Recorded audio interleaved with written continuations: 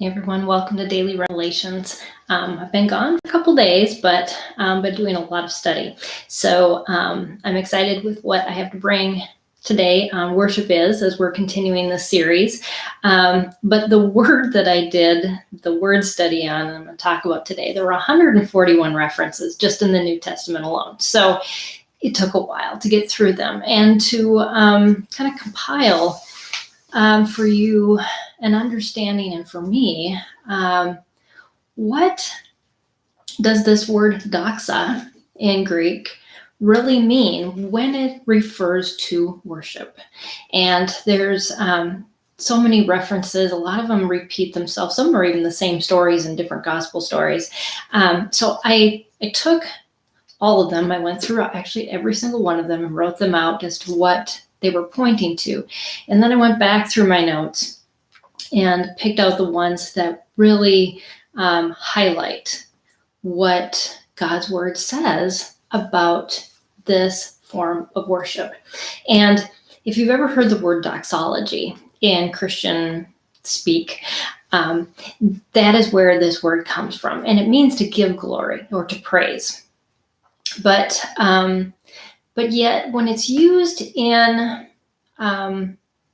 a lot of the references in the New Testament, it says even more than that. And basically the meaning of the word, I want to get to that first because it helps give you a better understanding, and it helped me kind of wrap my mind around why would an author use this word versus another word to explain worshiping God or who God is. And basically, it means to recognize someone or something for what it is, its reputation. And for God, it's his divine nature. It's exalting his divine nature to a place that gives it excellence and shows its excellence and his perfection. So it's making room for giving God the definition of who he is in everything, as we're going to go through this and look at it. So let's get started because there's a lot of stuff and I don't want to take up like a half an hour of time to do this. So in Matthew 16:27, Jesus, it says that Jesus will come back in the glory of his Father. So God's glory starts with the Father. It has always existed. It is God's perfect nature. So next, Matthew 19:28 says, and Jesus will sit on the throne of glory. So everything about God is glory. That's who he is. It's how he's defined. So then we move on to Mark 8:38. And it says, Jesus comes in glory. It's his reputation. But if we are ashamed of that reputation and we don't base our reputation on him, he in turn will be ashamed of us. That's some big news right there, that we definitely don't want to be ashamed by the one who will come in glory. And as you see in the end, it's not a good situation if you're not there. Jesus will return in the clouds of great glory, says Mark 13:26. And when Jesus was born, Luke used this word glory as and you probably recognize this from Christmas stories. It says that the glory of the Lord shone around them, and that was the angels that God sent. So this glory, this reputation of God, is what surrounds everything that God is and God does. And so it gives it a bigger context of how we relate to God's glory and how he uses that glory to infect the world through different things. And we're going to get into that. Okay, here's the contrast. There's so many contrasts also with this word, that it says that the devil desiring to give back to Jesus the world and its glory. This is when the devil was tempting Jesus. And Jesus said, it doesn't even come close, what you're trying to offer me, to the glory of God and the glory of this world. And I put this greater than sign where God's glory is, and then the glory of the world. Yet, in my notes, I also wrote, we're so deceived. We pursue this worldly glory and we forget this greater glory that God has for anyone who rests their faith on him. And we'll get into more on that in just a second. So, and in Luke 14:10 also, it says, a person who places themselves lowly, God will exalt in his glory. But if we exalt ourselves in our own glory, then we're left to ourselves in this worldly glory. And that's it. So there's a trade-off. We either humble ourselves and allow God to exalt us, or we fill our lives up with all these things and make no room for God's glory, which will eventually shut us out from the glory that he wants to give those who follow him. Then there's John 5:41 and 44. It says, the glory of God there's no comparison. Yet, if we receive the glory of men, we will not receive the glory of God. We need to seek God's glory alone. And also in seeking glory for ourselves, we aren't seeking God's glory. And those who seek God's glory, in John 7:18, it says, are the ones who are true and the ones who are righteous. So, and then on to John 8:50 and 54, it says the glory is not to be sought out. God gives it. We don't have to do anything for it. He gives it to us as a gift. So how does that work? Well, in John 17, Jesus is praying to his Father. And this is what he says, the glory which you have given me. So God's glory came upon Jesus for his obedience as he lived and followed God. And then he says, and I have given it to them, that they may be one just as we are one. So the glory that God gave to Jesus, he then gives to those within the church to unite the church and to give him glory through how we live for him. So it says, Father, I desire that they also, whom you have given me, be with me where I am, so that they may see my glory, which you have given me, for you loved me before the foundation of the world.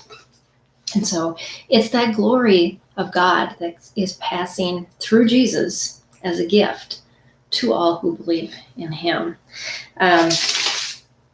Next, Romans 3:23 reminds us of this, though. For all have sinned and fall short of the glory of God. So on our own, we can't achieve this. This is a much quoted verse. I want you to see how important it is sticking this in here, because this is something we can't do on our own. It's something that we have to do less of to receive. And this is where worship comes in. Through Jesus, we have access by faith and grace, which allows us to stand and rejoice in the hope and the glory of God. And that's truly the pinnacle of what this word is about, is we stand. We stand firm and we rejoice because of the hope and the glory that God has promised us. And what about those hard times? What about the difficult times? Well, Romans 8:18 says, the suffering here is in no comparison to the glory that God will fill those places when he's revealed. And then Romans 9:23 says, God makes known the riches of his glory in vessels of mercy. So the more that we receive God's mercies, the more his riches of glory are poured out on us and prepared beforehand to his glory. And then I wanted to also read 1 Corinthians 2:7 and 8. It says, but we speak in God's wisdom in a mystery, the hidden wisdom which God predestined before the ages of our glory, the wisdom which none of the rulers of this age has understood. For if they understood it, they would not have crucified the Lord of glory. This is what God is all about. It's about revealing his glory through us, humbly through us, by the grace that he gives us. And it's the glory that God has always had. The world has never owned it. And so whatever you do, do unto the glory of God, says 1 Corinthians 10:31. And 2 Corinthians 1:20 says, as the promises of God are fulfilled, that points out his glory more and more as we go through that. And we see in 2 Corinthians, it says that Satan makes God's glory, or he masks God's glory on earth. But through Jesus, we see God's glory. And that's why we're always told to look to Jesus, not look to the world, because the glory of God is so masked over that we can be so pulled off. We have to make room for God's glory. And that's really why I titled it this. So Paul says, my tribulations are for your glory. And the riches of God's glory are strengthened in the inner man through the Spirit in Ephesians 3:16. I love 2 Corinthians 4:17 too. And it says, now this light affliction is producing glory. It's like this glory production way of producing glory is God produces it in a manner through how we persevere in his grace and through afflictions that just come to us here on earth. So our call is to gain the glory of Jesus, not to gain the glory of ourselves. That's 2 Thessalonians 2:14. And in the end, 2 Timothy 4:18 says, all that's going to remain in the end is God's glory. Everything else disappears.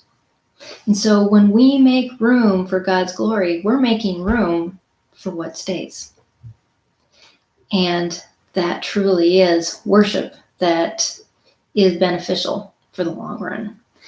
And the proof of our faith is things that are tested by fire, but they result in the glory of Jesus. I just want to end with Revelations. Revelations has many instances of this word, but the coolest one is the very end. In Revelations 21, it says the bride of Christ will be so brilliantly lit by the glory of God. And that the city of God is illuminated by God's glory. That's it. And all glory and honor will be unto him forever and ever.